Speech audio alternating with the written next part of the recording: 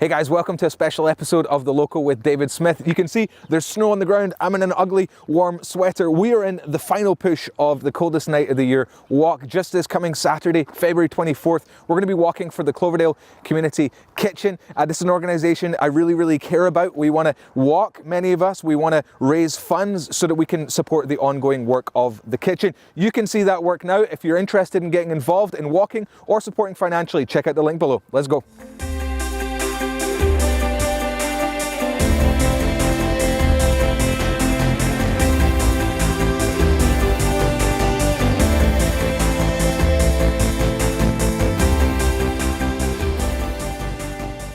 Hey guys, welcome to season 2 of The Local, episode 1 here at the Cloverdale Community Kitchen. I'm here with Matt. Matt, pleasure to see you.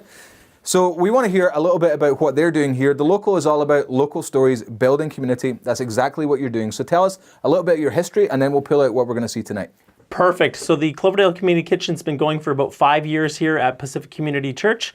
We built a kitchen to be able to feed people who are hungry in the Cloverdale area, and we usually end up having 70 to 90 people a night that come and eat, and we do 3 meals a week on Monday, Wednesday, and Friday, serving over 10,000 meals in a year.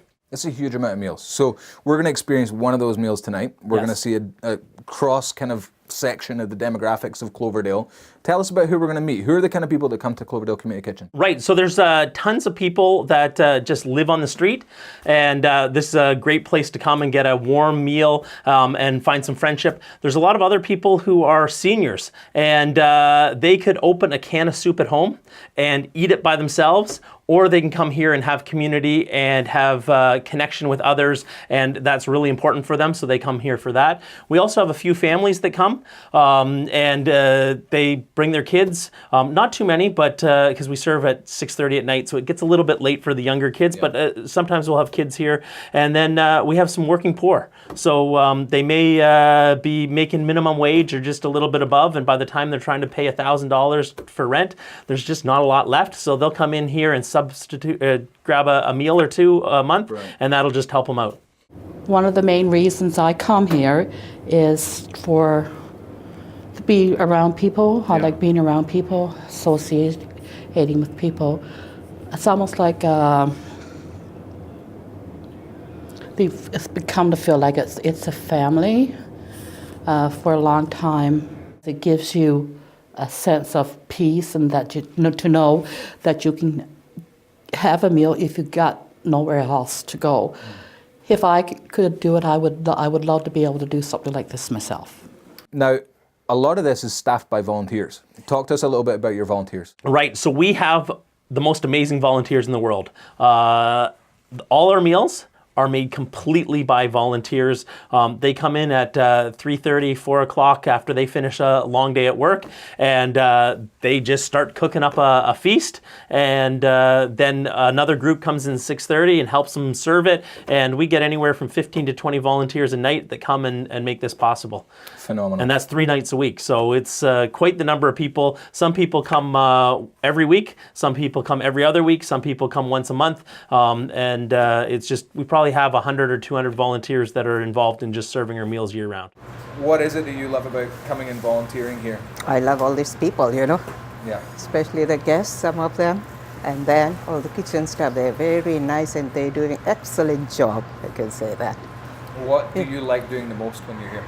Oh, I'll do everything. Sometimes when they need me, I can help in cooking, making salad, wash the vegetables, and serve the people, our guests, that are main guests, This is my 5th year when they started the racing, for coldest night. So I was there. The ad was on the paper. So I just came in, and Jim was here.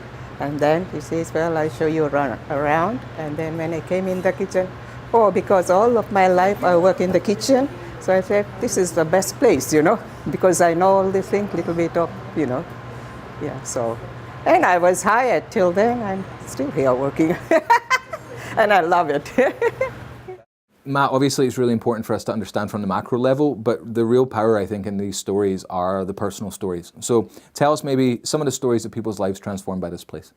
So, yeah, for instance, we had one lady and her husband. They were in their 70s. They were living in a place just on the Langley-Cloverdale border. They got their house got sold. They moved into the garage of the house because the new landlords said, okay, you can't live in the house, but we'll give you the garage. So they moved into an unheated garage and were living there in the garage. And but throughout this time, they've been coming here for meals. So they came to us and they said, this is our situation. And the neat thing is we're able to call a few people and make some connections, and we're able to get them into a proper apartment.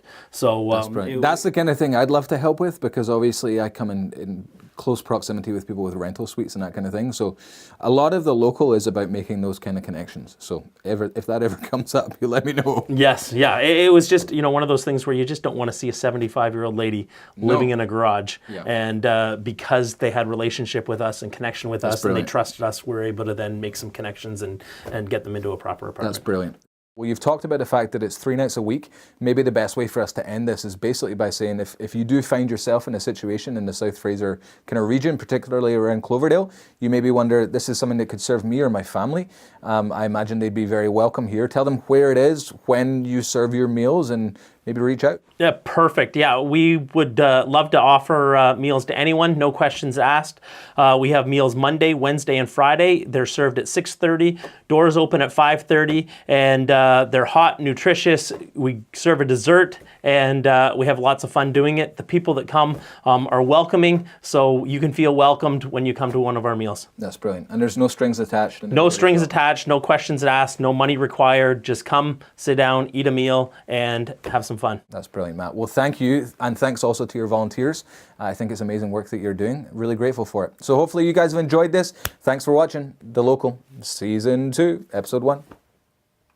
One of the things we didn't mention in the interview was this place actually has a special place in my heart. I worked here for 4 years, and one of the great ways that I've managed to stay in touch with the community here is by doing the Coldest Night of the Year walk, which is why we're wearing these silly hats. It's coming up on February 24th. Matt, tell us a little bit about that. Yeah, Saturday, February 24th at 5 o'clock, we'll have 200 or 300 people that will be walking 2K, 5K, or 10K, and it raises support for what we do here, and we'd love to invite everyone from Surrey, Cloverdale, and the area to come and walk with us. Brilliant. That's my old office. If you want to be involved with the Coldest Night of the Year walk, you can talk to Matt, or you can talk to me, David Smith Holmes. I will be running a team. Would love to see you out to help fundraise for the Cloverdale Community Kitchen, which you now know all about. Thanks, guys.